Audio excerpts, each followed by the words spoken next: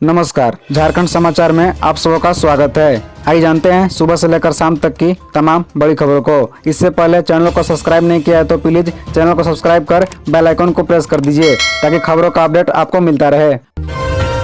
पंकज मिश्रा की बढ़ेगी मुश्किल, मनी लॉन्ड्रिंग के एक और केस में ईडी ने शुरू की जांच। दरअसल आपको बता दें कि मुख्यमंत्री हेमंत सोरेन के विधायक प्रतिनिधि पंकज मिश्रा की मुसीबत और बढ़ सकती है। ईडी ने पंकज के खिलाफ एक दूसरे मामले में भी जांच शुरू कर दी है। ये मामला नवंबर में मीरल चौक के निवासी विजय हंसदा द्वारा अवैध खनन के मामले में दर्ज साहिबगंज मुफस्सिल थाने में केंद्रीय जाँच एजेंसी ने इस मामले में मनी लॉन्ड्रिंग की जाँच शुरू कर दी है। आपको बता दें कि विजय हंसदा की शिकायत पर इस मामले में पंकज मिश्रा, विष्णु यादव, पवित्र यादव, राजेश यादव, संजय कुमार यादव, बच्चू यादव, संजय यादव और सुरेश मंडल पर मामला दर्ज किया गया है। विजय हंसदा ने कोर्ट में कंप्लेंट किया था जिसमें आरोप लगाया गया था कि पंकज मिश्रा के संरक्षण में नींबू पहाड़ी इलाके में अवैध क्रशर का संचालन हो रहा है। विजय हंसदा का आरोप था कि बीते 3 सालों से पहाड़ी में अवैध तरीके से खनन किया जा रहा है। इस मामले में साहिबगंज के जिला खनन अधिकारी विभूति कुमार पर भी आरोप लगाए थे। ईडी ने इस मामले में संबंधित दस्तावेज दिसंबर के पहले सप्ताह में ही हासिल किया था।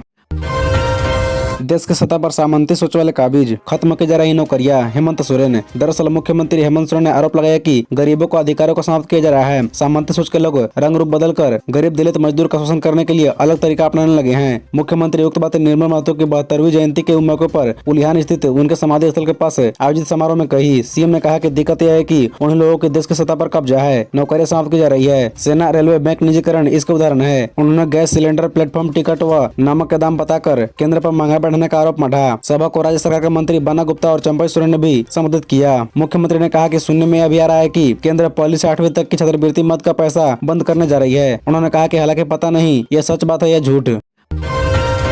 लक्षण देखते ही कराए टेस्टिंग, इन केंद्रों पर होगी कोरोना की जांच। दरअसल आपको बता दें कि कोरोना की आहट के बीच सतर्कता बढ़ा दी गई है। स्वास्थ्य विभाग ने गाइडलाइन भी जारी की है। संक्रमण रोकने के लिए स्टेशन, एयरपोर्ट, भीड़भाड़ वाले इलाके और रांची जिले के एंट्री पॉइंट पर आज यानी सोमवार से स्क्रीनिंग की जाएगी। जिला स्वास्थ्य विभाग के पदाधिकारियों ने बताया कि स्टेशन व एयरपोर्ट पर स्क्रीनिंग होगी। वैसे लोगों की जाँच कराई जाएगी जिनमें कोरोना से जुड़े लक्षण दिखाई पड़ेंगे। सिविल सर्जन ने बताया कि कोरोना जाँच शुरू करने के लिए सभी CHC को भी जाँच टिकट उपलब्ध करा दिए गए हैं। सोमवार से जाँच में तेजी लाई जाएगी। रविवार तक सिर्फ एयरपोर्ट और सदर अस्पताल में जाँच हो रही थी। पदाधिकारियों के अनुसार शनिवार और रविवार दोनों दिन 100 से अधिक लोग जांच कराने पहुंचे। धीरे धीरे जांच कराने वाले बढ़ेंगे। अपर मुख्य सचिव ने कहा कि पॉजिटिव मरीजों के कॉन्टैक्ट ट्रेसिंग से नए मामलों की त्वरित पहचान, आइसोलेशन व ट्रीटमेंट के प्रोटोकॉल का पालन करना है। साथ ही पॉजिटिव मरीजों के वेरिएंट का पता लगाने के लिए सभी पॉजिटिव मरीजों के सैंपल की जीनोम सीक्वेंसिंग भी कराई जाए। RT-PCR लैब को अपना डेटा ICMR के पोर्टल पर अपलोड करना है। कैसे हुआ रेबिका का कत्ल, किसका है खून का शर्ट, ये 22 सबूत खोलेंगे रेबिका हत्याकांड के कई राज। दरअसल आपको बता दें कि रेबिका हत्याकांड में SIT यानी स्पेशल इन्वेस्टिगेशन टीम ने जांच कर दी है। इस हत्याकांड में DNA टेस्ट और फोरेंसिक जांच रिपोर्ट अहम होगी। SIT एक कड़ी को जोड़कर जांच आगे बढ़ा रही है। SIT ने इस मामले में अब तक 22 सबूत जब्त किए हैं। कड़ी सुरक्षा के बीच सड़क मार्ग से रविवार को सारे सबूतों को फोरेंसिक जांच के लिए रांची स्थित विधि विज्ञान प्रयोगशाला भेजा गया। इसमें इस मामले में आरोपी व बस स्टैंड किरानी मनुअल हक मोमिन के फाजिल टोला स्थित घर से बरामद खून लगा सेंडो गंजी व शर्ट को प्रमुख सबूत माना जा रहा है। SIT में शामिल एक पदाधिकारी ने इस संवाददाता को बताया कि सेंडो गंजी व शर्ट किसका है और उस पर लगे खून के धब्बे किसके हैं। यह साबित करना इस हत्याकांड में अहम होगा। इसलिए पुलिस अनुसंधान में फोरेंसिक जांच पर फोकस है। इधर बोरियो थाना प्रभारी जगन्नाथ पाल ने बताया कि आरोपी के खून से सना कपड़ा, गंजी, हत्या में प्रयोग किए गए हथियार, मृतका रेबिका के बाल, कपड़े, जैकेट, दुपट्टा सहित 22 प्रदर्शों को सील बंद कर SIT में शामिल ASI अरुण कुमार राय फोरेंसिक जांच के लिए रांची स्थित विधि विज्ञान प्रयोगशाला ले गया है। फोरेंसिक जांच रिपोर्ट से अनुसंधान में पुलिस को मदद मिलेगी। 27 दिसंबर तक चलेगी शीतलहरी, गिरेगा पारा, बढ़ेगी ठिठुरन। दरअसल आपको बता दें कि झारखंड में मौसम का बदलाव की प्रक्रिया समाप्त होते ही ठंड बढ़ने का आसार है। 26 दिसंबर के बाद राज्य के विभिन्न हिस्सों में तापमान में कमी से शीतलहरी चलेगी। इसे सुबह व रात में कनकन बढ़ेगी। देश के उत्तरी भाग में चल रही शीतलहरी का प्रभाव झारखंड में भी पड़ सकता है। उत्तर की सर्द हवा का रुख राज्य के निवासियों को कपकपा सकता है। यह न्यूनतम तापमान में 6 डिग्री तक की गिरावट आ सकती है, जबकि अधिकतम तापमान 3 से 4 डिग्री नीचे आ सकता है। मौसम विभाग के अनुसार देश के उत्तरी भाग में शीतलहर का दौरा चल रहा है, जबकि बंगाल की खाड़ी में बना तूफान अब दक्षिण पश्चिम दिशा में श्रीलंका तट की ओर है। इससे झारखंड में आंशिक बादल अगले 24 घंटे तक छट जाने की उम्मीद है। बता दें कि राज्य के कुछ जगह छोड़कर अधिकांश जगहों का तापमान पिछले 24 घंटे में सामान्य से अधिक रहा। जमशेदपुर का अधिकतम तापमान राज्य में सबसे अधिक 31.0 डिग्री सेल्सियस रहा। यह सामान्य से करीब 5 डिग्री ज्यादा है। सिमडेगा सबसे ठंड जिला रहा। यह न्यूनतम तापमान 9.7 डिग्री सेल्सियस दर्ज किया गया। निर्मल दा के सपनों का झारखंड बनेगा। निर्मल महतो के विचार व मूल्यों को जिंदा रखना झारखंडी की जिम्मेदारी। सुदेश महतो। दरअसल आपको बता दें कि आजसू पार्टी के केंद्रीय अध्यक्ष सुदेश कुमार महतो ने निर्मल महतो की जयंती पर उन्हें श्रद्धांजलि अर्पित करते हुए कहा कि धरती पुत्र वीर शहीद निर्मल महतो का नाम झारखंड के वजन से जुड़ा है। उनके विचार, मूल्य, साहस एवं आदर्श को जिंदा रखना हर झारखंडी और खासकर युवाओं की जिम्मेदारी है। उन्होंने कहा कि निर्मल महतो का जीवन अलग राज्य के लिए समर्पित था। झारखंड आंदोलन की अलग जगह रखने व शोषण विहीन समाज का निर्माण में उन्होंने जो भूमिका अदा की है वह कभी भुलाया नहीं जा सकता है। निर्मल महतो के सपनों के अनुरूप झारखंड के नवनिर्माण के लिए आजसू पार्टी की प्रतिबद्धता सदैव कायम रहेगी। झारखंड के मुख्यमंत्री और हेमंत सोरेन के बारे में गूगल पर क्या क्या खोज रहे हैं लोग।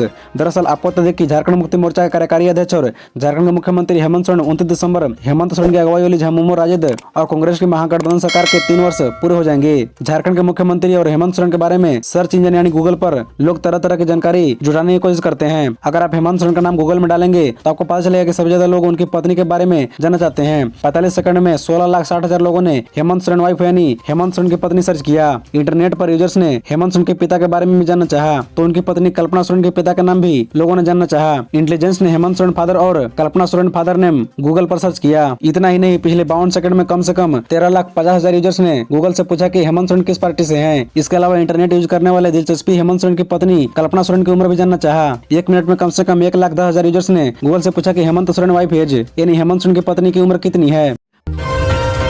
प्राकृतिक सौहार्द का आनंद लेने परिवार संग खूंटी के पोखवा घाट पहुंचे राज्यपाल रमेश बैस।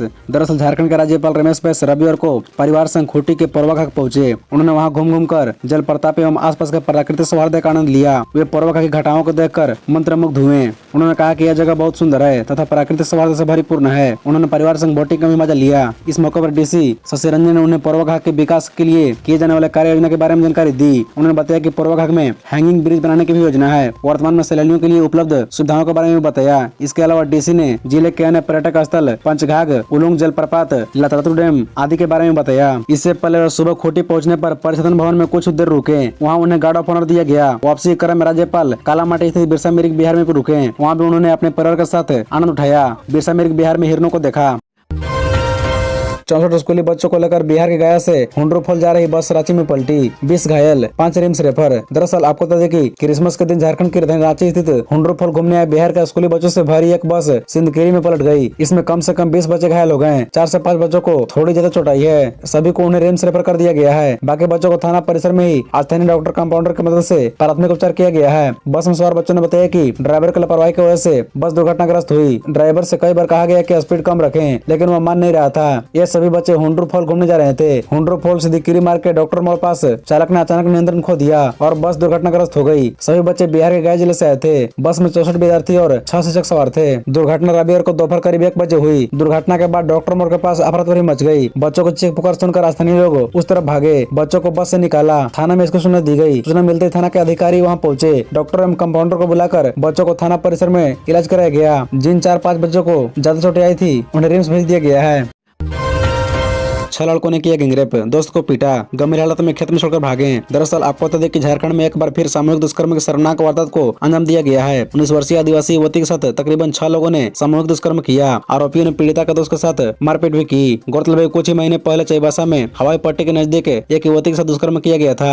थाना क्षेत्र 19 वर्षीय आदिवासी बालिका के साथ दुष्कर्म का मामला सामने आया है। 6 अज्ञात युवकों ने वारदात को अंजाम दिया है। पीड़िता ने कुंडू थाना में मामला को दर्ज कराया है। पीड़िता ने पुलिस को बताया कि 24 दिसंबर को अपराह्न लगभग 5 बजे अपने परिचित से एक गांव के खेत के नजदीक बात कर रही थी। तभी 8-10 की संख्या में अज्ञात लोग पहुंचे और उस परिचित रिश्तेदार के साथ मारपीट करने लगे और उसे भगा दिया। फिर उस लड़की से जबरन कुछ दूर खेत में ले जाकर 6 लोगों ने सामूहिक दुष्कर्म किया। वारदात के बाद सभी उसे खेत में छोड़कर भाग गए। वह अपने गांव पहुंचकर ग्रामीणों और परिजनों को घटना की जानकारी दी। देर रात गाँव के कुछ लोगों के साथ पीड़िता ने थाना पहुंचकर मामला दर्ज कराई। पुलिस ने लड़की की मेडिकल जाँच कराई है। पुलिस मामले में जाँच और आरोपियों की तलाश में जुट गई है।